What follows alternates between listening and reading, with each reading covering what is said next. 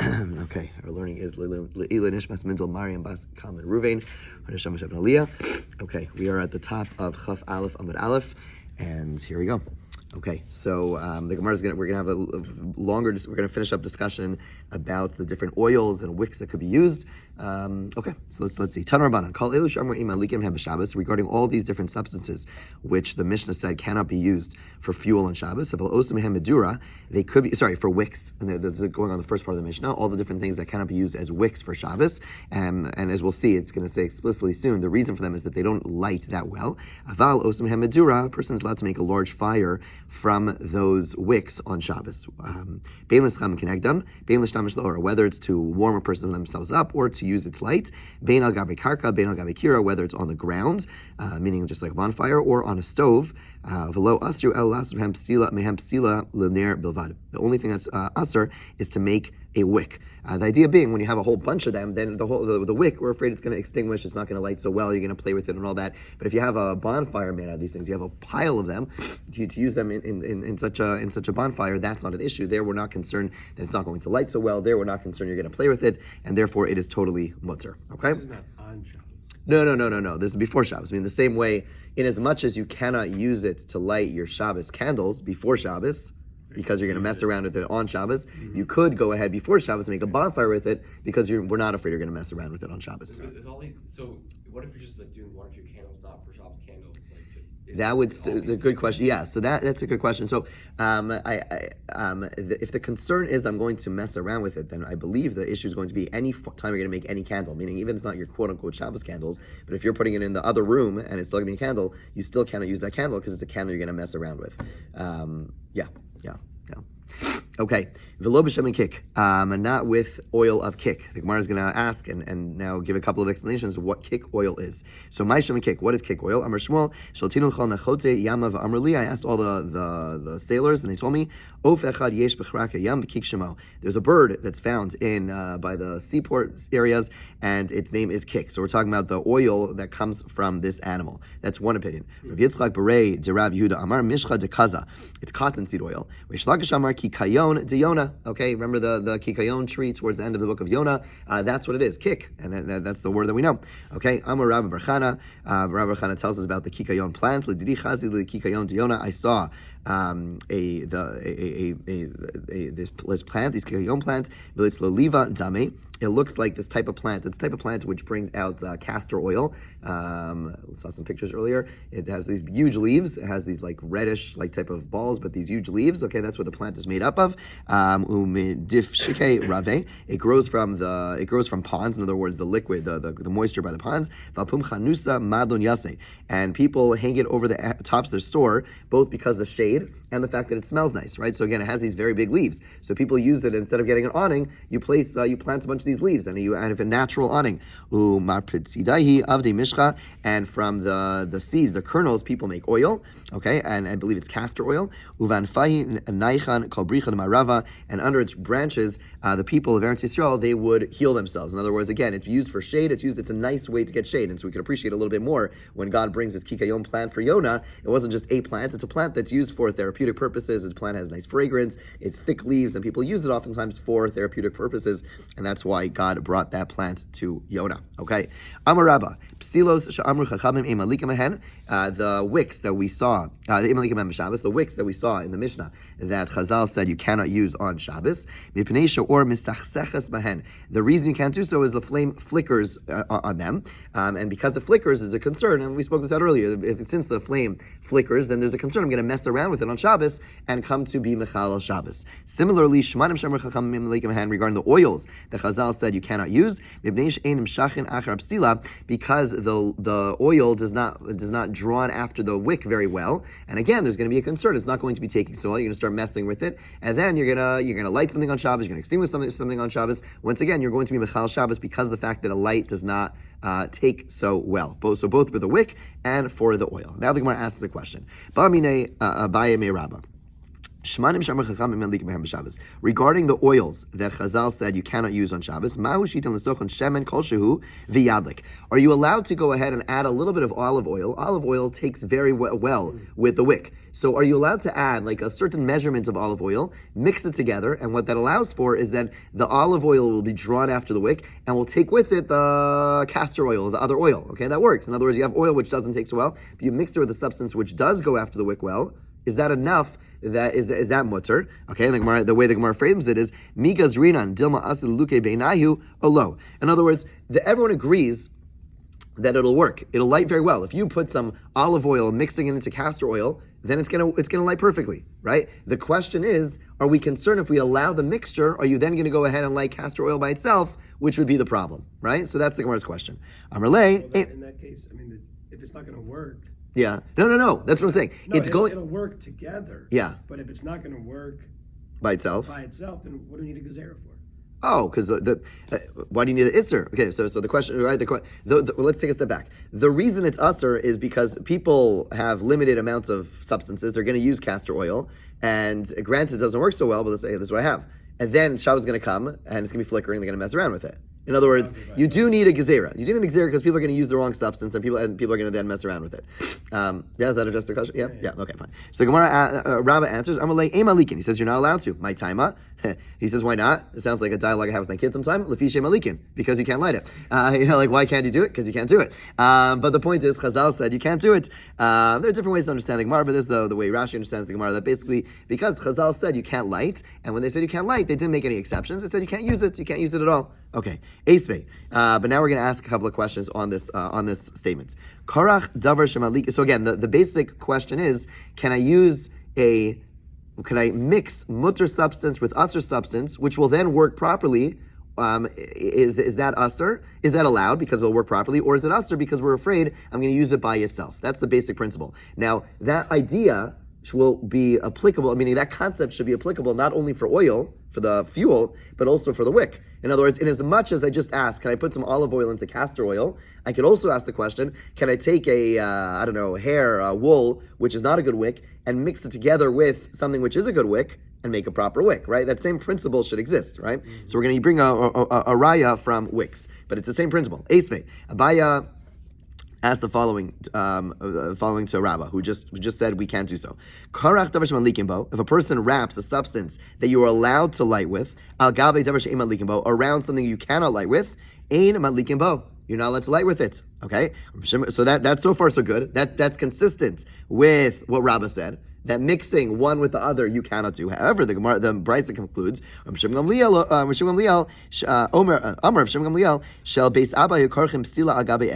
they would take a valid wick material and wrap it over a nut, umalikin, right? And they would light it. So what's the question? Katani Mihas, the Brisa states, Malikin, you are allowed to use a valid material over a nut. Now, a nut obviously is not a good material as a wick. You cannot light a nut. But nonetheless, they would take a nut and wrap it with some substance which is a good substance, and then they would light it. So you see, Rav Shimon Gamliel would mix the good and the bad, and it's mutter to light. But isn't it said you can't use a nut straight out? Well, it's obvious. I mean, you're right. It doesn't say anywhere in this brisa you can't use a nut, but everyone knows. I mean, it's pashut. It's simple. You can't use a nut, and nonetheless, Rav Shimon Gamliel and the Tanakama is saying you can't take a right. Think of the flow. The Tanakama is saying you can't take a forbidden substance and mix it with a valid substance to make a wick. Rav Shimon Gamliel comes along and says you could. My family's taken nuts and wrap it with a proper wick and use it.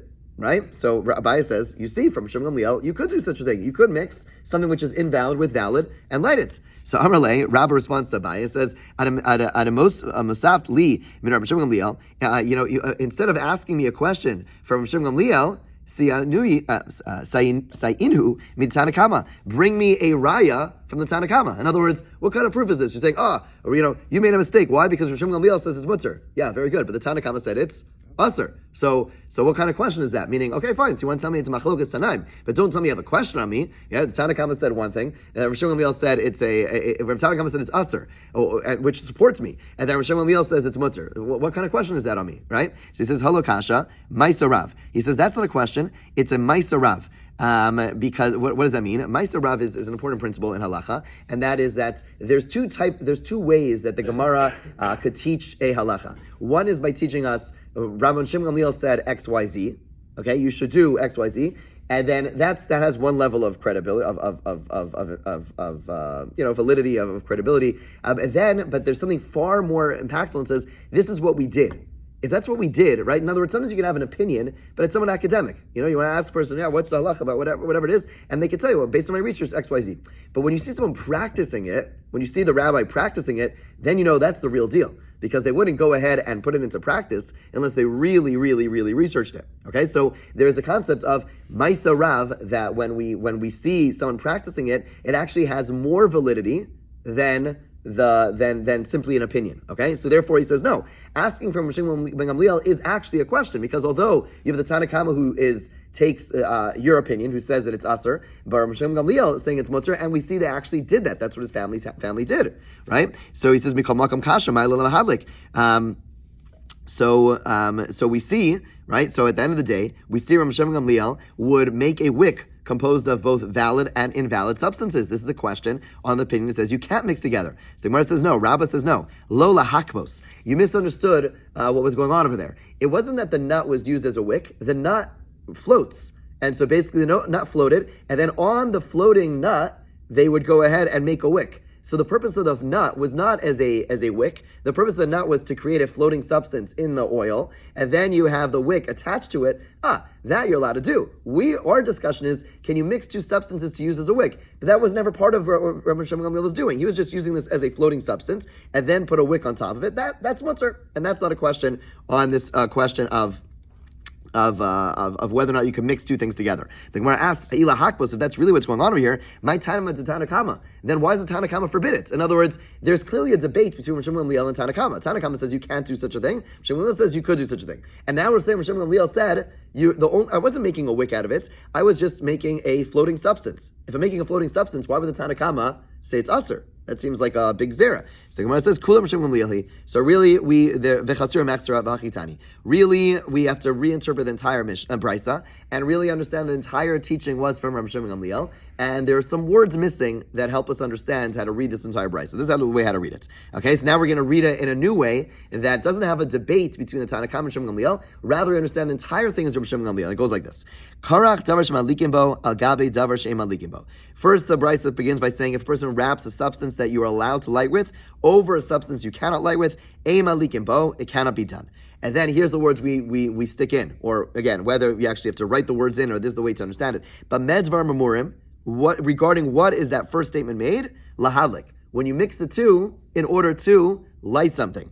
Aval lahakpos, but if the purpose is to make something float, mutter, then it's allowed. Shimon Gamliel, Omer, Shimon Gamliel said, Shabbos Abba Yukorchem Sila Al Gabe Egos. This is exactly what Shimon Gamliel says his family used to do. They used to do this in order to make a floating substance. In other words, now the way we're interpreting this brisa now is that everyone agrees you cannot mix a good substance with a bad substance in order to make a wick, which supports that view, which says you can't put a bad substance, a good oil with a bad oil in order to light it. Okay? And the whole reason why you're making this zero is because you're gonna play with it. It's not like if it's floating. Why would you play with it? No. So that's the way. You don't even need that.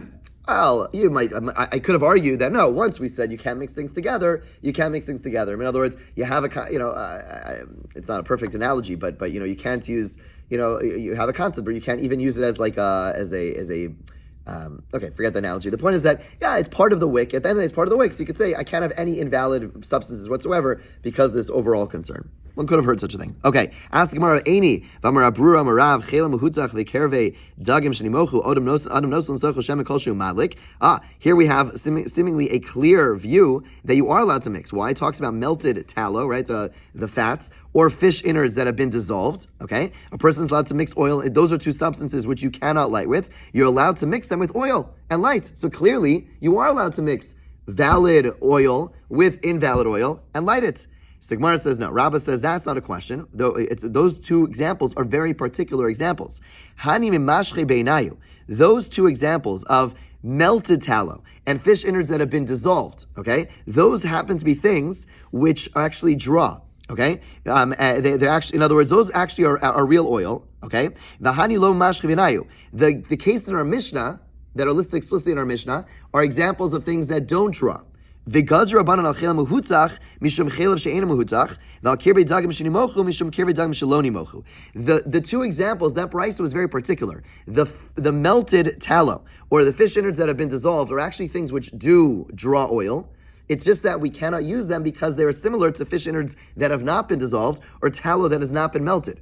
And therefore, that's why those substances are not allowed to be used. But really, they are actually good substances. Okay, so again, and the whole reason those two substances were not allowed to be used were only because they're similar to other substances which are not good. So therefore, in those cases already, that you're allowed to, those you're allowed to mix with good oil, because that far we're not going to go. Okay, the Gemara now asks, you should make a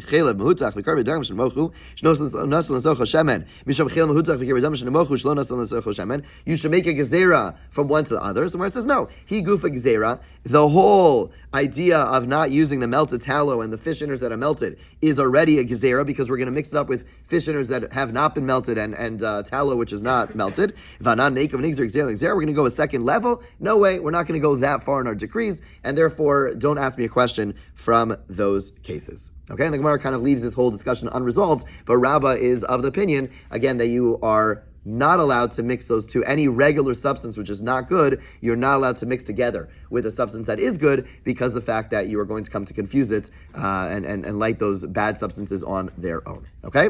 Let's go further. Those different wicks and those different oils, which the sages said you can't use on Shabbos, you cannot use in the base of Mikdash, because it says, La'alos ner tamid. Pasuk says, this is our pasuk. They have to have the candle has to go continuously. I just looked in that direction because we're still waiting for that ner tamid over there to be reignited. It's been out for a while. Okay. Hatani la v'hu amar la. So what does that mean? Lahalos ner tamid. Kadesh shel heves ola me'aleha. The word laha'alos teaches us that the wick has to be able to go by itself. Not literally that it lights itself, but meaning that you can't be, like, literally it means you can't have other things assisting it. What that means in our context is that we're saying that it has to be something which is able to be lit and not something you're constantly playing with in order to keep it lit. If you use one of these bad wicks or bad oils, the flame of the menorah is not going to stay lit, and that's what Lahalos Ner Tamid teaches us. And therefore, just like we saw this list on Shabbos, the same thing is going to be true in the menorah. Yes?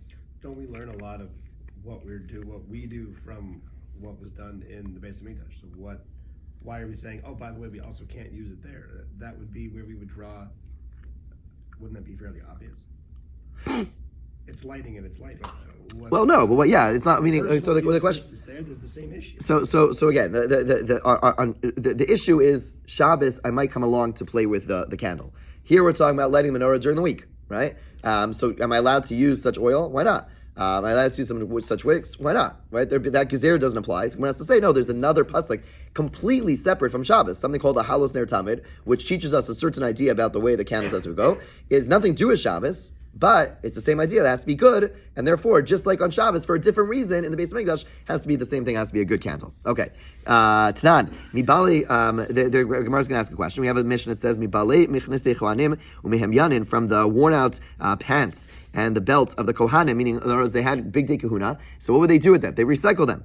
The ones that are worn out, what would they do? They wouldn't throw them out. So they would tear them. Mehem alikin, they make them into wicks and would use them as candles. And the bottom line is that a good chunk of the clothing was made of wool, and wool is one of the substances we just said in our Mishnah you cannot use as a wick. So you tried to tell me that you cannot use the wicks from the substances that we said in our Mishnah. You can't use them in the base of Mikdash, and here we're saying that we're using leftover wicks from the Kohanim, from the clothing, which is wool. So Gemara says no. Simchas Beis Shreiva Shani. We're not talking about the menorah, but rather we're talking about the fires that were used for Simchas Beis Shreiva. And Simchas Beis Shreiva, the fires there, that's not a biblical law. That is a rabbinic thing that they have these lights. There, we're not going to be so makbid. When it comes to biblical mitzvahs, when it comes to menorah, etc., there we have to follow the list of Bam Malikin of the Mishnah. But in other cases, things which are rabbinic, even if they're in the base of Mikdash, there we do not have the same stringencies. Okay. Another question. Tashma Detani Rabba Bar Masma Big Dekuna Shabalu.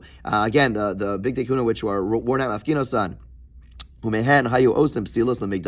And they would go again. Here it says explicitly they would make wicks, right? In other words, in the first Mishnah, it said they would light. So there we said, oh, it's about there it's Simchas Beis Shreiva. Here it says explicitly wicks. My lav deklayim. Is it not talking about taking the clothing, which was made of wool. And if it's made of wool, that again, wool we saw was not a good substance. So where it says, lo, debutz, there are other big day kahuna which are made of linen. Linen is a good substance for a wick. That was not disqualified under Mishnah, and therefore when the Bryce over here says that they would take the worn out clothing of the Kohanim and use it for wicks, it wasn't about their woolen clothing, which would be invalid because that's not a good wick, but rather we're talking about the linen clothing, which is fully valid. Okay? Now, from here on in, we're going to spend 3 blots now discussing the laws of Hanukkah. Okay, so the next 3 blots is all going to be all about Hanukkah. So just by way of introduction, we're not going to really start the discussion. Just by way of introduction, it's a famous question that's asked as to why Hanukkah is not found in the Mishnah. Right? In other words, Purim is found in the Mishnah. Chanukah is not found in the Mishnah. Why is that? Why did Rabbi Yehuda Nasi not include any laws of Chanukah in the Mishnah? And it's all found in the Gemara. In other words, it's thrown into Masech Shabbos. It could be its own Masechta. It's a major holiday. So there's a famous Chasam Sofer. The Chasam Sofer says the reason Rabbi Yehuda Nasi did not include Rabbi Yehuda Nasi was from the Shevet Yehuda. And Shevet Yehuda is supposed to be the leaders of the Jewish people. And the Kohanim, one of the things they did wrong, I remember the Ramban says this was actually the cause of the demise of the Chashmonai family. We know that they finished on a terrible, terrible note. So to the point that the entire family was wiped out. The Gemara ultimately says anyone who claims it from the family of the Chashmonaim is actually children of slaves. Like there was no one left in the Chashmonai family. Major infighting, major civil war, and they're all died out. Why? Because they made a mistake. They made a big mistake. The Torah says Lo Yasu Shevim Yehuda, that Yehuda has to be the ones who are the rulers of the Jewish people. When the Chashmonaim won the war, what they should have done is made space for someone from Yehuda. Instead, they became the Hasmonean dynasty, the kingdom, which was a terrible sin, and therefore Yehuda Hanasi did not want to give them extra credence by incorporating them into the Mishnah. He ignored it for the Mishnayos. Came along Ravina Ravashi, and they had to include it in the Gemara. That's one answer. Rav Soloveitchik is a very different answer, which is a very powerful idea, which I think is a very relevant idea. He says the reason it's not included is that it's different than Purim, because Purim we had a war against Amalek, or forget Amalek, the enemies of the Jews, Haman, etc. They wanted to kill us. They wanted to attack us, and that's something which we could talk about. But the story of Hanukkah, although we talk about the Greeks, really the big enemy was not the Yavanim, was the Misyavnim, was the Hellenized Jews. There was infighting. It was a civil war that really was the main fight. Yes, the Greeks ultimately stepped in and supported the Misyavnim, but he says that's an embarrassment. The fact that there was a civil war, that's something which is too shameful. Yes, we won. Yes, we have a holiday, but Rabbi Yehuda Nasi did not feel comfortable incorporating that into the Mishnayos because the fact that it was something which was embarrassing about the fact that we have this civil war, and therefore he ignored it in the Mishnayos, and it took the time to the Gemara to ultimately unpack it. Either way, fascinating 2 approaches, and again, we're going to spend a couple of days discussing the laws of Hanukkah. Have a great day.